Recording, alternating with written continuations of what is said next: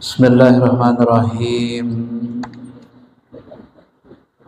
Assalamualaikum warahmatullahi wabarakatuh.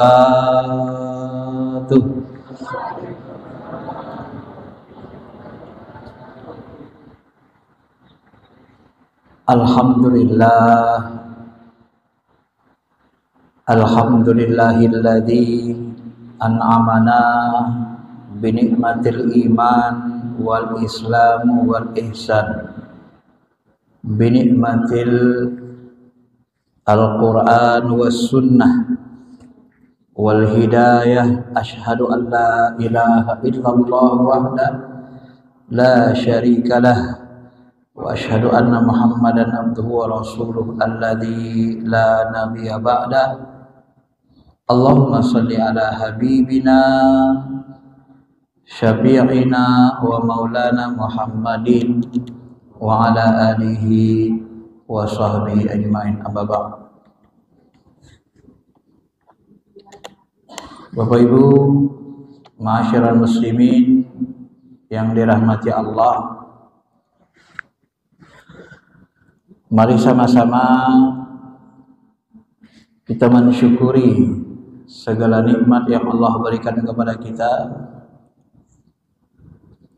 termasuk nikmat keimanan, nikmat ilmu, nikmat hidayah, dan segala nikmat-nikmat yang Allah telah berikan kepada kita semua.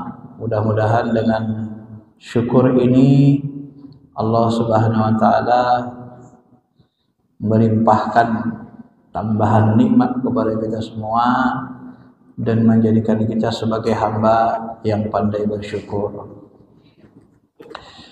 Bapak Ibu yang dirahmati Allah Subhanahu wa taala, pagi ini kita akan membahas tentang fungsi sunnah terhadap Al-Quran dalam strata atau hierarki dalil atau hukum Islam. Al-Quran itu berada di atas sunnah. Artinya dalil yang paling utama adalah Quran. Jika nanti Al-Quran bertentangan dengan sunnah, maka yang kita dahulukan adalah Al-Quran. Kan begitu. Itu hierarki dalil namanya. Akan tetapi ma'asyiral muslimin, Bapak Ibu yang dirahmati Allah Subhanahu wa taala, dalam membahas mengkaji Al-Quran dan sunnah ini kadang-kadang secara zahir dia berlawanan, bertentangan dengan Al-Quran. Maka ulama membuat ilmu bagaimana cara mengatasinya. Bagaimana cara mengatasinya supaya kita bisa memahaminya dengan baik dan mengamalkannya. Sebab tidak mungkin Al-Quran dan sunnah itu berlawanan. Tidak mungkin Al-Quran dan sunnah itu saling bentrokan. Kok Nabi melawan Tuhan? Kan gak mungkin. Maka kalau ada dalam pikiran kita pertentangan antara Quran sunnah, apalagi dalam ayat-ayat Quran itu sendiri, itu hampir bisa dipastikan bahwa terjadi kesalahan dalam memahaminya. Ya. Bukan kesalahan dalil wahyunya, salah dalam memahaminya. Maka dalam satu riwayat, Imam Ali itu pernah melihat ada seorang sahabat. Imam Ali melihat seorang sahabat mengajarkan Quran. Lalu Imam Ali tanya, kamu paham gak mana ayat-ayat yang dinasyakh, mana ayat-ayat mansyukh, yang menasakh dan ayat-ayat yang mansukh? Sahabat kecil ini bilang, belum paham ya Ali. Lalu Imam Ali mengatakan, kalau begitu kamu ini sudah rusak dan akan merusak orang lain. sudah rusak, merusak lagi. Kenapa? Karena dia mengajarkan Quran dan dia belum tahu ilmu tentang Quran. Nah, jadi untuk mengajarkan Al-Quran ini banyak ilmunya, Pak. Ada ilmu asbabun nuzul, ada ilmu nasakh mansukh, ada ilmu macam-macam ya, termasuk nanti ilmu munasabah Al-Quran. Maka Imam Suyuti mengatakan ada sekitar ya minimal 14 ilmu. Sebagian ulama menyebut ada sekitar 14 ilmu yang harus kita kuasai supaya kita boleh mengajarkan Al-Quran. Ya, tidak bisa sembarangan. Kenapa? Karena apalagi hari ini Bapak Ibu yang dirahmati Allah, tidak sedikit orang yang memahami Quran itu secara terjemah saja. Ya, dipahaminya terjemah. Kadang-kadang nggak disebutnya pemahaman ulama terhadap ayat itu. Katanya dia ngikut ulama salaf. Tapi begitu memahami Quran, dia pahami sendiri secara terjemah. Begitu dia memahami hadis sunnah, dia terjemahkan sendiri, dia pahami sendiri. Nah, kalau nanti ada pemahaman ulama-ulama besar dari kalangan sahabat tabi'in tak cocok di akalnya, dianggap bertentangan, dia buang. Dia anggap pemahaman dia terhadap ayat itu lebih kuat daripada pemahaman ulama salaf. Padahal dia sebenarnya ilmunya belum cukup, sehingga dia tidak bisa mencerna. Itu kadang terjadi seperti itu. Ya. Maka dari itulah Bapak Ibu yang dirahmati Allah Subhanahu wa taala. Jadi perintah-perintah yang ada dalam Quran, perintah-perintah Allah yang ada dalam Quran itu ditegaskan, dikuatkan lagi, ya, ditegaskan ulang. Salah satu profesor tafsir ahkam kita, dia kurang setuju dengan bahasa penguat. Kenapa kurang setuju? Karena katanya Al-Quran itu sudah kuat, lebih kuat dari sunnah. Jadi kalau ada sunnah mengulangi perintah yang sama, maka tidak bisa disebut sebagai penguat, karena Quran sudah sangat kuat, lebih kuat dari sunnah gitu. Nah, jadi kalau tidak setuju dengan kata penguat, kita sebut dengan kata penegas, ditegaskan, ya, negas ulang. Nah, contohnya misalnya, ya, inna sholata kanat alal mu'minina kitaban mawquta. Sesungguhnya sholat, ya, kanat alal mu'minin, bagi orang-orang beriman, sholat ini termasuk kitabam mawquta, yang diwajibkan, yang dikitab, dituliskan. Ya. Dalam bahasa usul fikih, lapas kitab itu artinya dicatat, diwajibkan. Nah, ini untuk istinbat hukumnya, ini loh, makanya harus tahu, harus paham. Ya. Usul fikih pun harus ngerti kita. Kalau kita pahami secara sederhana, sholat itu kanat adalah alal mu'minin, bagi orang beriman, kitabam mawquta, ditetapkan waktunya gitu. Kitab dituliskan, mawquta ditentukan waktunya, mawqut, waktu. Nah, jadi kenapa kalau dituliskan waktunya? Nah, ini kan kalau secara bahasa kan nggak bisa kita pahami kan? Ya. Udah ditentukan, ditetapkan waktunya. Ya kenapa rupanya udah ditetapkan waktunya? Nah, maka dalam bahasa usul fikih itu dikaji, lapas kitab itu dimaksudkan adalah wajib. Kitab itu melambangkan wajib. Maka kutiba alaikumusiyam, dikutip, ditetapkan, dituliskan, diwajibkan maksudnya bagi kamu puasa. Nah, itu bahasan ilmu. Maka kalau kita memahami ayat-ayat Quran dan hadis hanya mengandalkan terjemah, sebenarnya banyak yang salah. Ayat. Kutiba alaikumusiyam, dikutiba. Kutiba itu kan dari kata katabah, dituliskan bagi kamu puasa. Kan arti sebenarnya kan begitu. Kutiba alaikumusiyam kama kutiba alal ladzina min qablikum. Dikutip, dituliskan bagi kamu puasa Ramadan sebagaimana ditulis bagi orang-orang terdahulu. Maksud ditulis apa? Kalau kita pahami terjemahnya kan. Nah, ternyata kutiba alaikumusiyam itu artinya diwajibkan. Karena lapas kata kutiba dalam Quran mengandung arti wajib, ditetapkan. Dari mana kita tahu wajib? Dari ilmu usul fikih. Maka orang yang memahami Quran tanpa ilmu, ini banyak yang sesat. Dia terjemah saja. Masya Allah. Bapak Ibu yang dirahmati Allah Subhanahu Wa Taala. Nah, inna sholata kanat alal mu'minin kitaban mauquta. Salat itu bagi orang beriman diwajibkan dan ditentukan waktunya. Ini dijelaskan, ditegaskan lagi, ya, oleh hadis di mana Rasulullah SAW didatangi Jibril. Matan Arba'in Imam Nawawi ini termasuk hadis yang di awal disebut. Jibril datang. An Ibnu Umar haddatsani Abi Umar bin Khattab, ya. Meriwayatkan dari Ibnu Umar, ayah saya Umar bin Khattab, kata beliau berkata, satu hari nahnu inda Rasulullah, kami bersama Rasulullah sallallahu alaihi wasallam. Zata yaumin idza tala alaina rajulun syadid bayadin siap bayadi siap. Tiba-tiba muncul seorang laki-laki. Laki-laki yang gagah, syadid, kemudian bayadu siap, kemudian pakaiannya itu pakaian putih, ya. Sadidu sawadi sya'r, rambutnya sangat hitam, ganteng, tampan. La yura alaihi asarus sabar. Kalau dilihat dari fisiknya, anak muda ini kayaknya bukan orang musafir. Kalau orang musafir kan kadang berkeringat, bajunya agak kotor dikit. Ini ganteng, tampan, baju cakep gitu kan.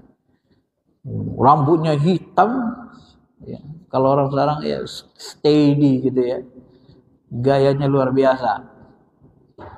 Nah, wala ya'rifu minna ahadun, tapi kami nggak ada yang kenal sama orang ini. Dibilang orang Madinah, kok nggak pernah kelihatan. Dibilang orang luar musafir, nggak ada tanda-tanda musafir, gitu kan. Nah. Lalu tiba-tiba hatta jalan sa'ilan Nabi SAW. Kemudian dia duduk di hadapan Nabi SAW. Fa'as nada rukbatai ila rukbatai. Kemudian dia apa? Dia sandarkannya lah rukbahnya, lututnya. Ya, dia sandarkan lututnya dengan lutut Nabi SAW. Wa doa kaffaihi ala fakhizaihi. Kemudian dia letakkan tangannya di atas paha Nabi. Sandarkan lututnya, letakkannya ke paha Nabi, tangannya. Dua tangannya di atas paha Nabi.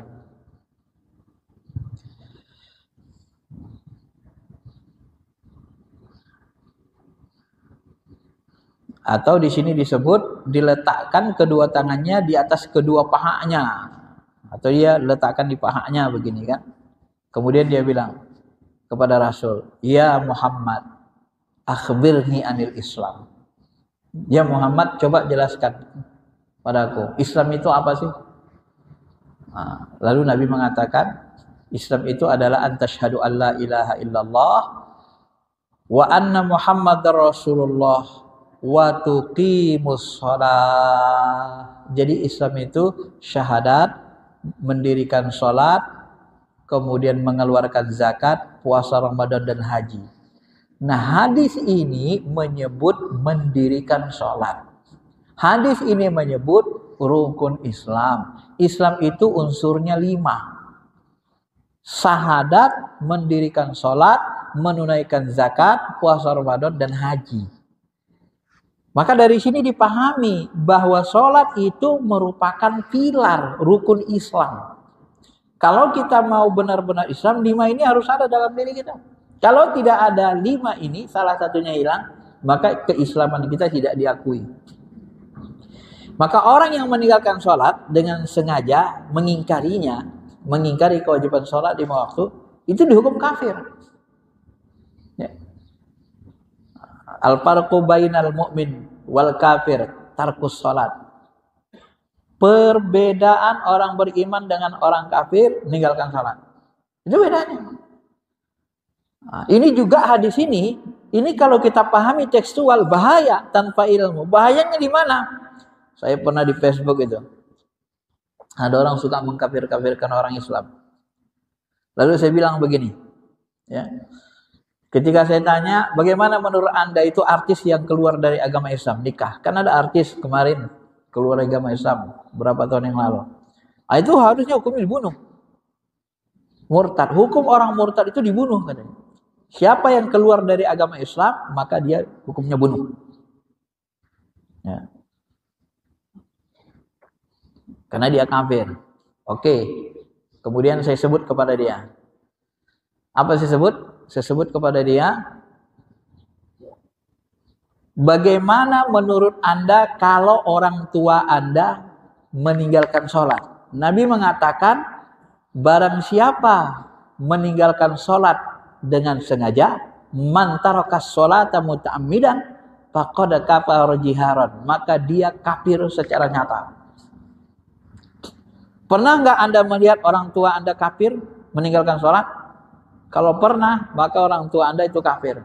Kenapa Anda tidak membunuh orang tua Anda sendiri? Saya bilang. Bingung ya? Kan kafir kan?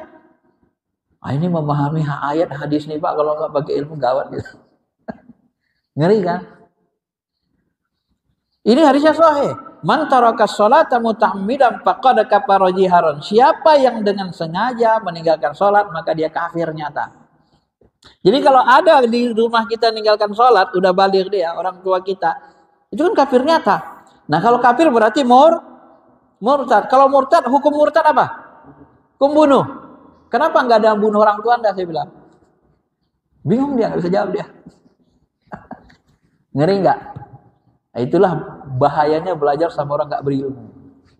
Belajar agama itu. Kata Imam Syafi'i mensarahkan, mentakwil hadis itu, meninggalkan sholat karena mengingkari kewajiban sholat, itulah yang kafir. Maka kewajiban sholat 5 waktu itu ijma. Mengingkari ijma kewajiban sholat 5 waktu kafir. Tapi meninggalkan sholat karena malas, bukan mengingkari kewajiban. Malas dia, malasnya minta ampun meninggalkan sholat. Orang seperti ini tidak dihukum kafir.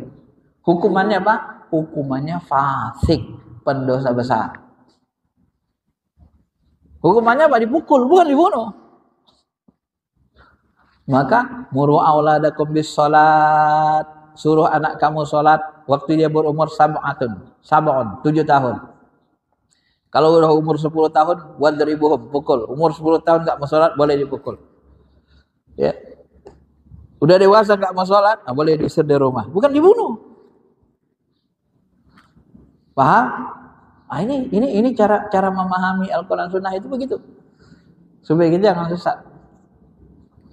Maka yang terjadi di kita ini kan, kalau orang nggak paham ilmu syariah ini, terjadi pemahaman-pemahaman yang dangkal, yang menyalahi, yang membahayakan. Ini yang kita lihat seperti Zaitun itu kan.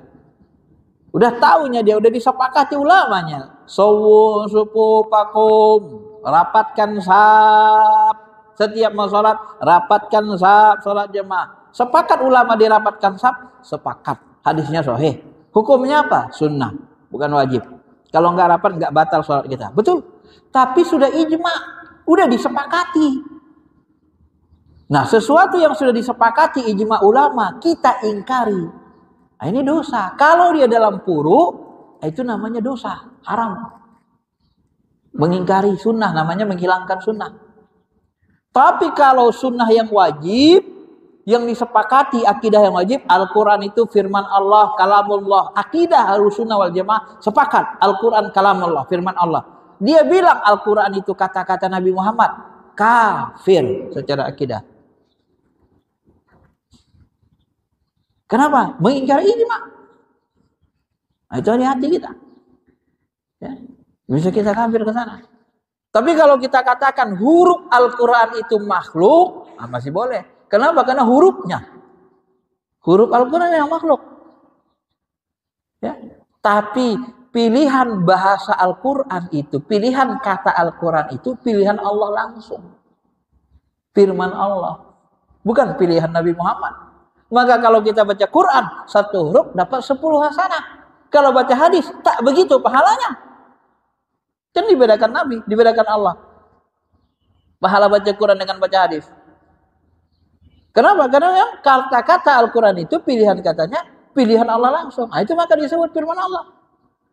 Firman Allah yang dikonversi dalam bentuk bahasa Arab supaya bisa dipahami orang bumi, makhluk bumi. Kalau firman Allah, firman zat gak ada huruf, gak ada suaranya, bagaimana orang bumi bisa paham? Ya kan? Bagaimana kita bisa paham? Bagaimana memahaminya? Firman zat itu, Allah itu bukan makhluk. Kalau Allah berfirman, tidak mungkin keluar suara dari gendang suara.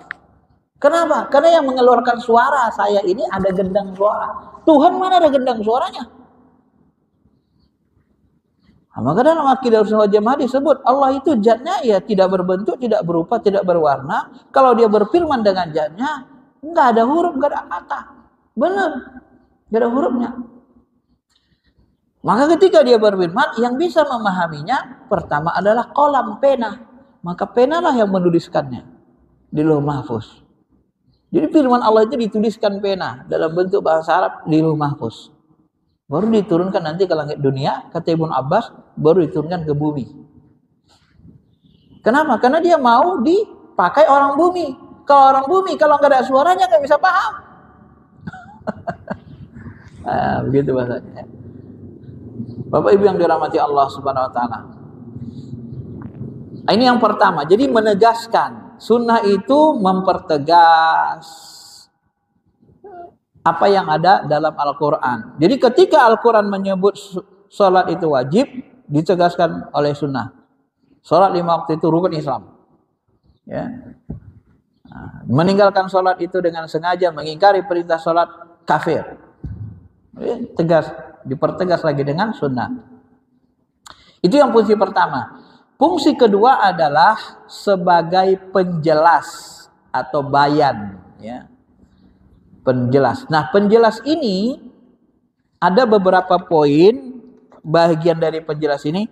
Yang pertama, Al-Sunnah itu ya, dia penjelas dalam bentuk bayan taksis. Bayan taksis itu apa? Taksis itu berasal dari kata khos, mengkhususkan, ya, membatasi. Maksudnya apa? Nah, maksudnya gini. Ada kebolehan Al-Quran lalu dibatasi oleh sunnah. Misalnya gini. An-Nisa ayat 3. Allah Ta'ala berfirman. Apa firman Allah Ta'ala? Wa in khiftum alla tuqsitu fil yatama fankihu ma tobalakum minan nisa masna wa sulasa wa ruba'a.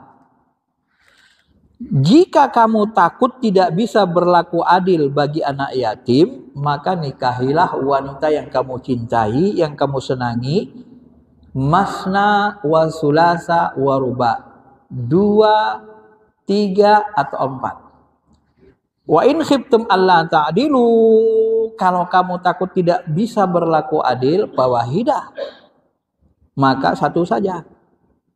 Ya. Auma malakat aimanukum, atau menikahi budak-budak yang kamu punya. Zalika adna alla ta'ulun. Dengan demikian kamu tidak berlaku zalim. Nah, Bapak Ibu yang dirahmati Allah Subhanahu wa taala, ayat ini menjelaskan membolehkan kita menikahi wanita 2, 3, 4. Kalau takut satu saja. Cuma ayat ini secara sederhana dia tidak membatasi sebenarnya. Ya, tidak tegas dia membatasi bahwa maksimal itu 4. Kenapa? Ya, boleh 2, 3, 4. Nabi lebih dari 4 dari istrinya. Nah, jadi kalau kita lihat contoh sunnah, Nabi itu isinya sampai 9 atau 11 sama budak kan. Nah, kalau begitu ayat ini sebenarnya apa? Sebenarnya tidak membatasi 4, karena Nabi mencontohkan sampai 9.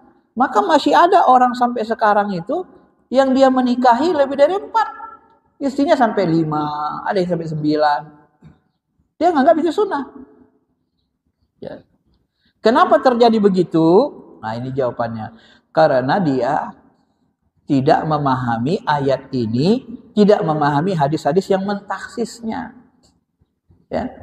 Padahal Nabi SAW membatasinya, menegaskannya ulang dengan membatasinya apa? Membatasinya yang pertama sahabat-sahabat yang nikah lebih dari 4, lalu Nabi katakan, istrimu yang 4 tahan, pilih yang 4, sisanya ceraikan. Ini dipertegas, dibatasi lagi oleh Nabi SAW. Itu pembatasan dari segi jumlah, ditegaskan ulang hadis. Kemudian ayat ini mengatakan kita boleh menikahi siapa saja yang kita cintai. Ma tabalakum minan nisa. Benar? Benar. Lalu datang sunnah, dibatasinya dia, bayan taksis, dikhaskannya. Ada orang yang tak boleh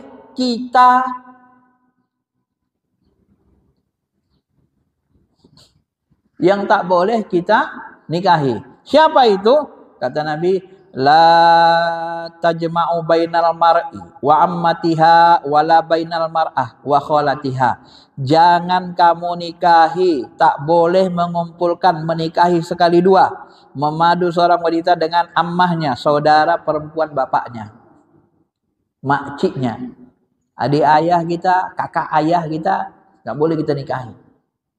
Ya. Kita nikahi anaknya boleh. Nah, kemudian kita nikahi pula mamanya, nggak boleh. Ya. Ini dibatasi Nabi. Padahal ayat tadi sebenarnya umum kan, nikahi siapa saja yang kamu suka. Pokoknya yang kamu cinta nikahi. Nah ini dibatasi sama sunnah, tidak boleh. Termasuk tidak boleh menikahi laki-laki atau perempuan yang satu susuan. Innallaha harrama minar roda ma harrama minan nasab. Allah mengharamkan menikahi wanita sesusuan atau laki sesusuan. Begitu juga sama kata Nabi, setara dengan diharamkannya menikahi karena nasab. Adik kita perempuan, kakak kita perempuan tak boleh kita nikahi. Nah, itu disamakan Nabi dengan kita tidak boleh menikahi perempuan satu susuan. Karena satu susuan itu menghasilkan darah yang sama. Maka dianggap kita disamakan Nabi satu darah. Kalau sudah satu susuan, satu darah namanya. Ya, karena susu itu yang mengakibatkan pembentuk sel darah kita dan membentuk tulang belulang kita. Susu ibu. Maka laki-laki atau perempuan yang satu susuan itu tidak boleh nikah. Nah, jadi hadis ini namanya mentaksis, dikhususkan. Padahal ayat tadi mengatakan ma tabalakum minal nisa, siapa saja boleh kan? Tapi dikecualikan, ditaksis namanya. Ini fungsi sunnah. Ya, maka orang nanti yang tak berilmu dia kira, oh ini katakan Allah, siapa saja boleh saja dinikahi. Karena dia tidak hafal hadis tadi, tidak tahu, dia dianggapnya kurang ilmunya, dianggapnya siapa aja boleh nikahi. Gitu kan. Kalau dia mendelingkan, ada istilahnya itu dilarang nikah apa? Nikah sepupu kan dilarang. Kalau di Mandailing di Sumatera Utara itu ada istilahnya larangan nikah paribaan. Sepupu kita nggak boleh dinikahi. Itu adat. Ada juga adat yang menganjurkan menikahi sepupu. Maka itu terjadi perbedaan kan. Dalam Al-Quran boleh menikahi sepupu. Maka Imam Ali menikahi sepupunya Fatimah. Fatimah itu kan sepupu Imam Ali. Ya. Masyiral muslimin, Bapak Ibu yang dirahmati Allah. Nah ini fungsi sunnah yang kedua. Bahagian yang keduanya yang A-nya. Kemudian yang B-nya bayan tafsiri namanya. Memerinci ayat yang umum. Aqimis sholata wa atuz zakah. Dirikan sholat, tunaikan zakat. Allah katakan memerintahkan mendirikan sholat. Benar? Benar. Lalu kita akan bertanya, apa yang dimaksud Allah dengan sholat? Bagaimana tata cara sholat? Kan gitu kan? Ini diperintahkan orang sholat. Ada nggak rukun sholat disebut dalam Quran? Ada? Ada nggak? Nggak ada kan? Nggak ada. Bagaimana cara sholat dalam Quran? Maka orang-orang yang mengingkari sunnah, ingkar sunnah juga kafir. Kenapa? Karena kalau tidak ada sunnah, nggak tahu kita cara sholat. Akibatnya nanti terjadilah pemahaman sesat yang dulu pernah heboh juga itu. Sholat itu apa? Aqimus sholata lidzikri, dirikan sholat untuk zikir. Jadi sholat itu adalah zikir, eling. Kalau sudah sholat berarti sudah eling. Kalau sudah eling berarti sudah sholat. Kenapa? Itu petunjuk Quran begitu.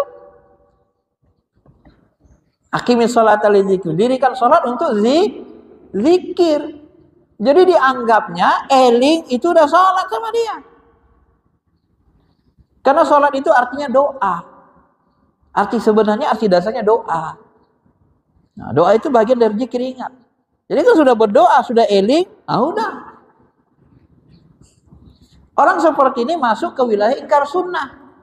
Ingkar sunnah hukumnya kafir juga.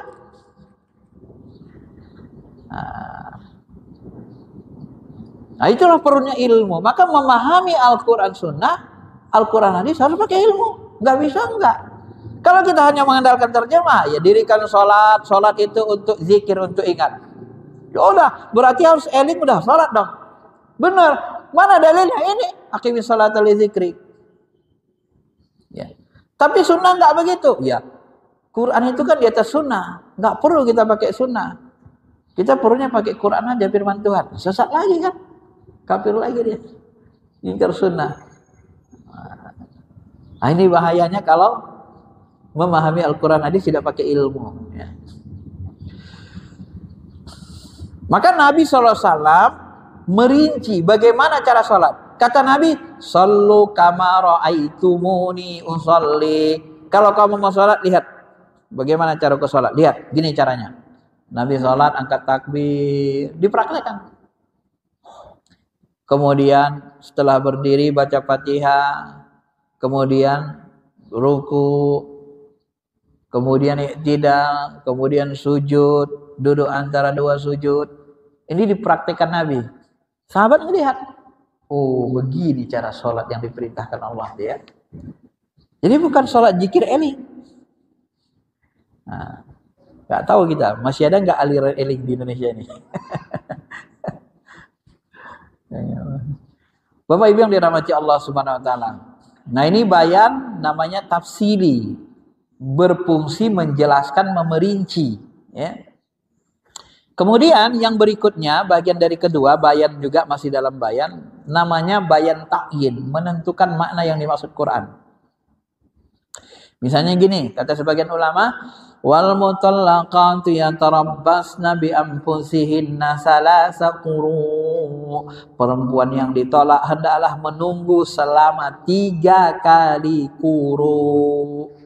Perempuan yang dicerai suaminya, masa iddahnya, masa tunggunya 3 kali quru. Apa itu quru? Nah, ini mulai bingung ulama. Quru itu apa? Quru ini bukan bahasa Arab. Ya. Kadang bahasa Persia, bahasa-bahasa diambil Tuhan. Bahasa Quran itu halus, enggak vulgar, enggak sensasional. Ya. Salah satu quru, 3 kali quru. Sopan bahasanya. Quru itu apa? Nah, makanya nanti Imam Mazhab kan berbeda pendapat dia. Kata Imam Hanafi 3 kali quru, 3 kali suci.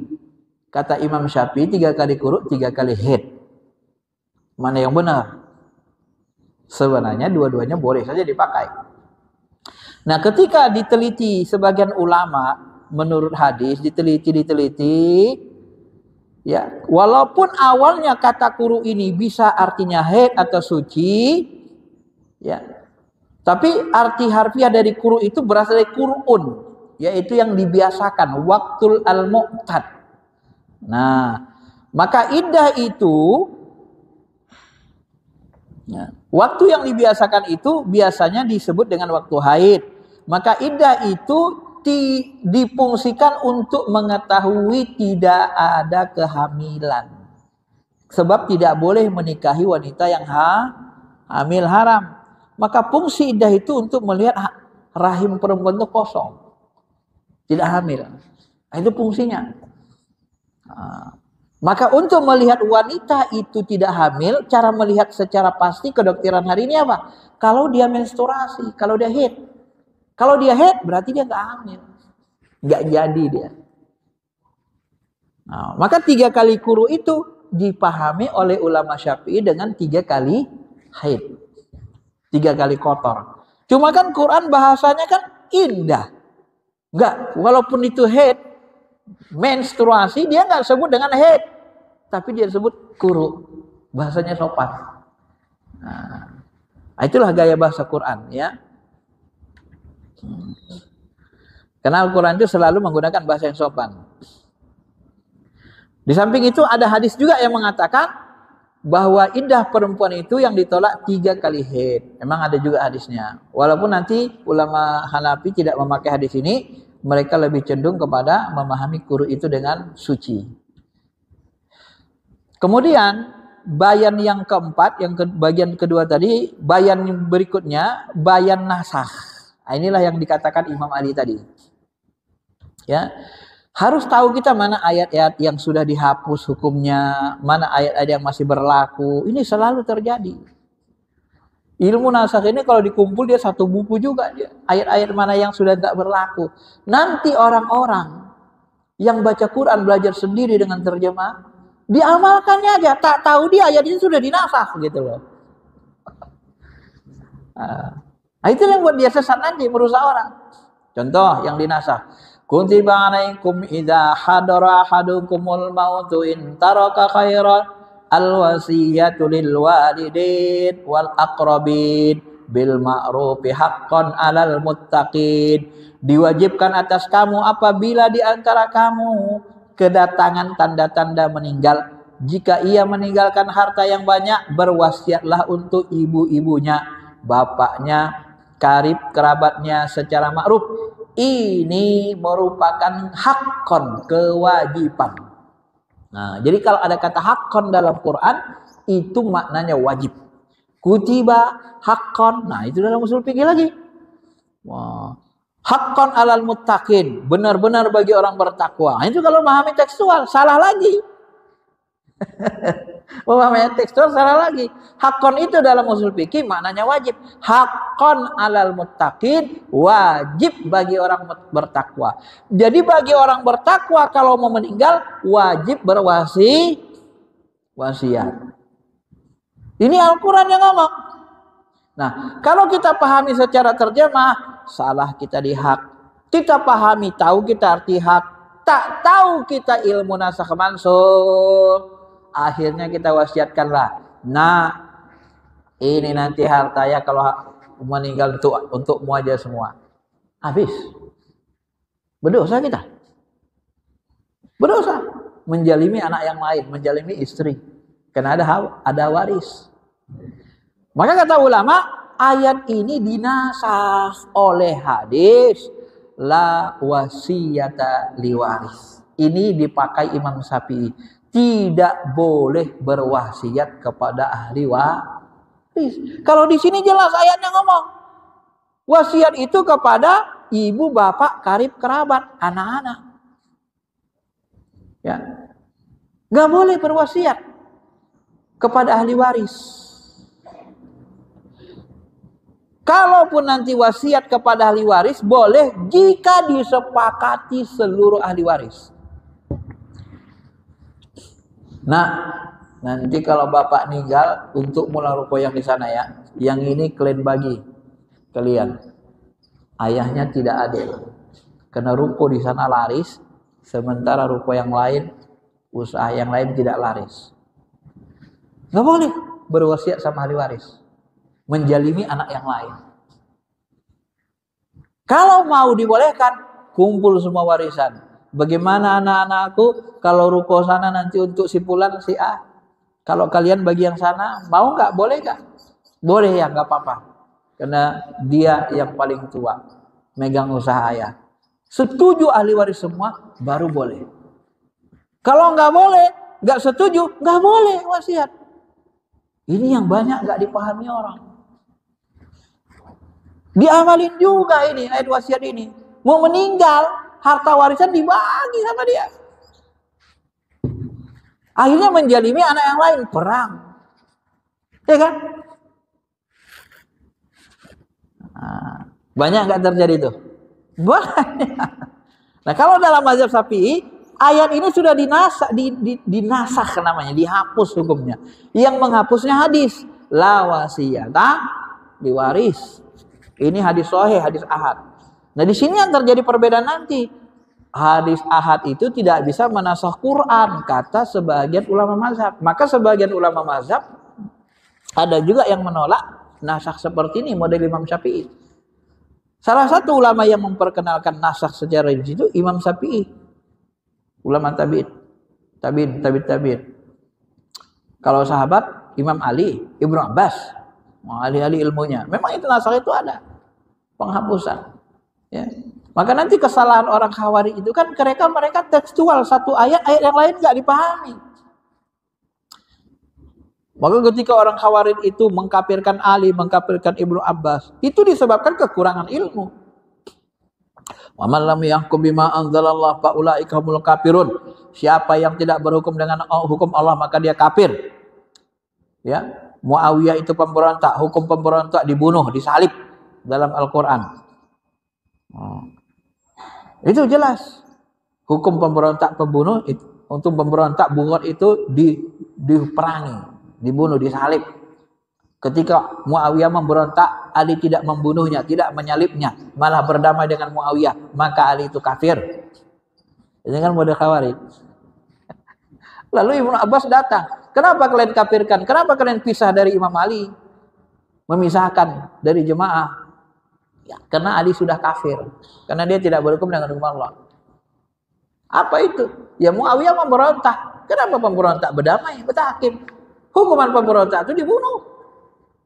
Dia tidak berhukum dengan hukum Allah, kafir dia. Apa kata Ibnu Abbas?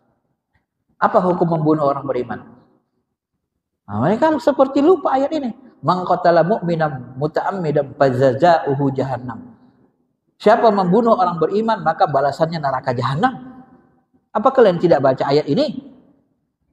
Apakah Muawiyah dan sahabat lain bukan orang beriman? Orang beriman. Nah, bagaimana mengatasi kalau orang beriman saling berkelahi bunuh-bunuhan? Wa in ta'ifatani minal mu'minina. Ketika dua golongan orang beriman itu berselisih berperang, faslihu bainahuma, damaikan keduanya. Kan ada ayatnya sudah damai. Makanya Ali menerima damai. Coba. Jadi lebih luas ilmu Ibnu Abbas daripada ilmu orang Khawarij. Pakai Qurankah mereka memahami? Berhukum pakai Quran. Tapi ilmunya nggak luas. Pakai sebagian ayat lain dibuang. Kenapa? Nah, itulah makanya kalau bahasa saya, kita harus mengikuti ulama salaf, tapi utamakan ahli ilmunya. Ya. Ibnu Abbas, Imam Ali, Khulafaur Rasyidin yang 4. Yang besar, ulama besarnya itu diutamakan pemahamannya. Jangan kita ikut sahabat kecil yang kadang-kadang pemahamannya tidak komprehensif. Maaf, kadang-kadang kita mendahulukan, memang dia sahabat, memang ulama salaf, tapi dia Arab Badui. Arab Badui kadang pemahamannya lemah. Kita tabrakkan, kita utamakan pemahaman sahabat Arab Badui, sahabat kecil daripada Imam Ali, Ibnu Abbas. Ini yang sering jadi salah. Kita paksakan pula. Makanya terjadilah nanti kesalahan itu. Seperti hadis tentang Ainallah fis sama, di mana Allah? Di langit. Itu hadisnya banyak versi.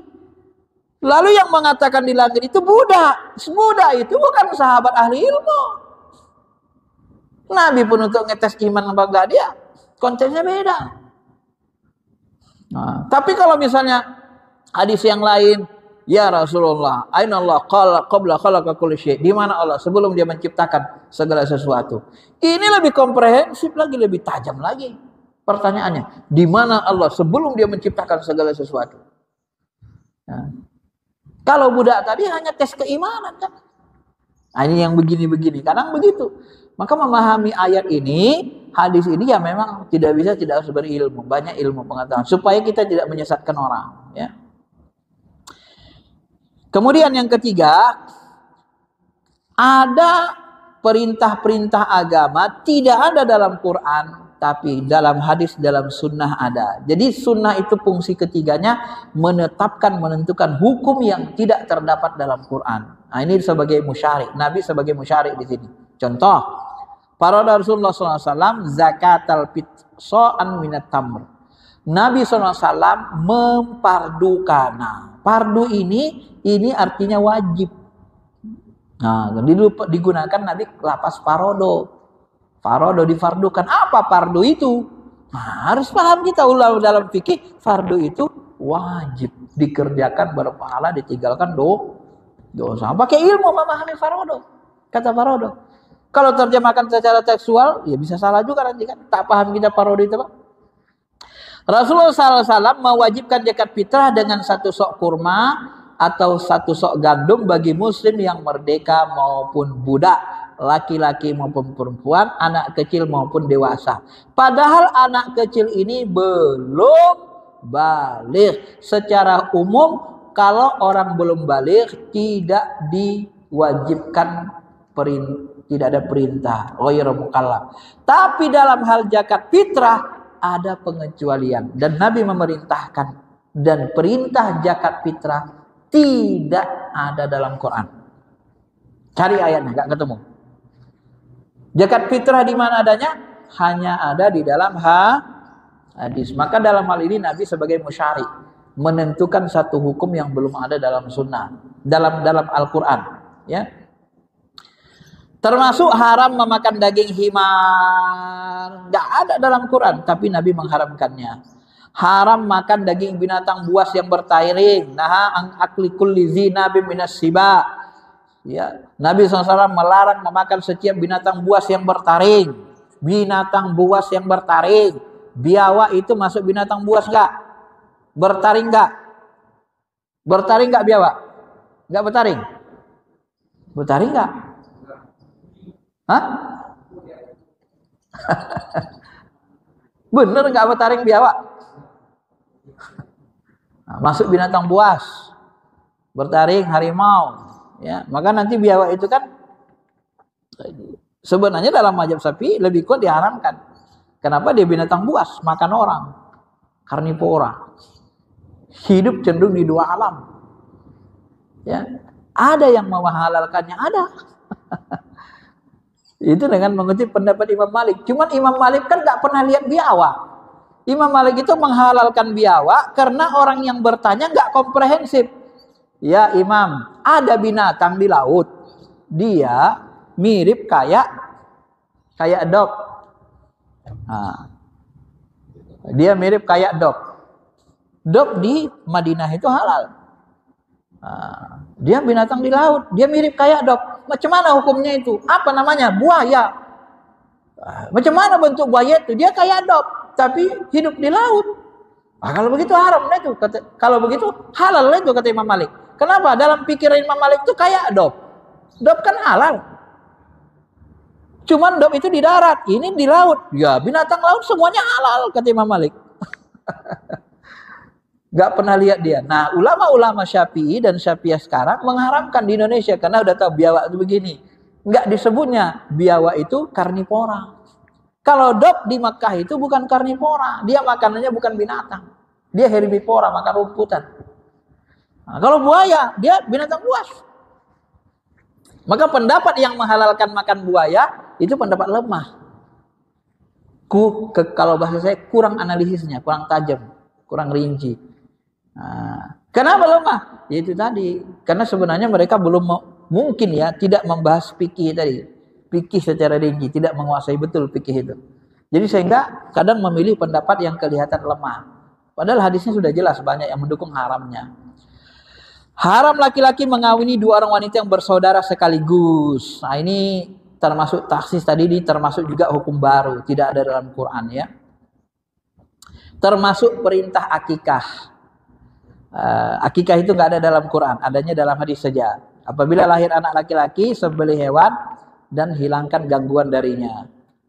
Nah, jadi beberapa amalan itu ternyata tidak ada dalam Quran, tetapi ada di dalam hadis atau sunnah. Inilah fungsinya. Jadi fungsinya bisa menegaskan perintah dalam Quran, bisa menjelaskan. Menjelaskan ini banyak, bisa mentaksis, bisa menasakh, bisa memerinci, ditafsir dirincikannya, tafsir bisa dinasahnya, dirubahnya hukumnya, ya. Begitulah seterusnya, dan yang terakhir membuat hukum baru. Inilah fungsi sunnah terhadap Al-Qur'an. Ya, sederhana sebenarnya, tapi memang kita harus tahu supaya tidak salah dalam memahami. Saya kira itu saja penjelasannya. Kalau ada yang mau tanya silakan.